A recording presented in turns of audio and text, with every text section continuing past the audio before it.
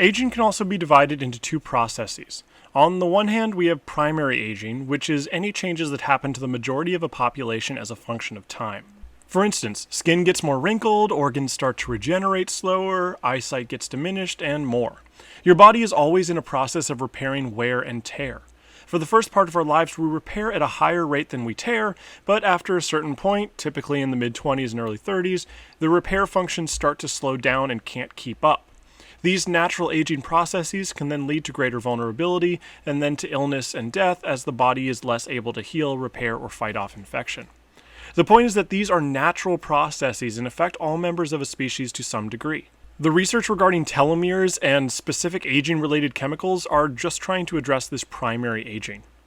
On the other hand, we have secondary aging, which are detrimental and systematic processes associated with specific diseases that contribute to greater breakdown than would naturally occur. For instance, atherosclerosis, or the narrowing of blood vessels due to buildup, is not something that happens naturally. It is due to environmental factors such as diet. As we have seen, the allostatic load buildup from stress is also a form of secondary aging that contributes to reducing the natural functionings of the system, thus enabling faster breakdown and aging. The point of secondary aging is that it is the result of disease and environment. Thus, it is theoretically avoidable. Much of the research of health psychologists is focused on how people respond to and avoid disease that contributes to secondary aging. In fact, this research has discovered a number of variables associated with secondary aging. For one, health behaviors and lifestyle play a large role, such as diet, exercise patterns, social environment, exposure to stress, all things we've talked about this semester. These effects begin early in life and compound over time, becoming more and more influential. On the one hand, it's good that lifestyle is not immediately detrimental and people have plenty of time to reverse their behaviors.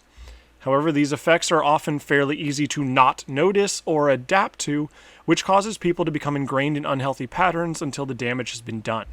Thus, recognizing and changing these behaviors early is extremely important to health.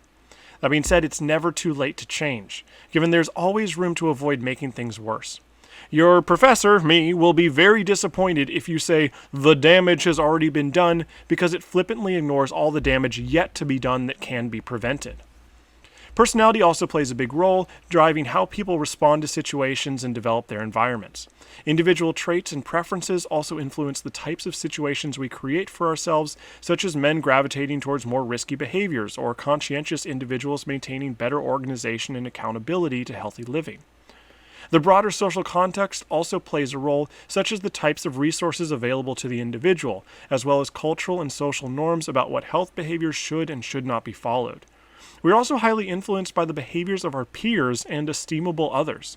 These influences can be positive, such as motivating exercise and self-care, or they can promote detrimental behaviors, such as vaping, excessive drinking, or other risky behaviors.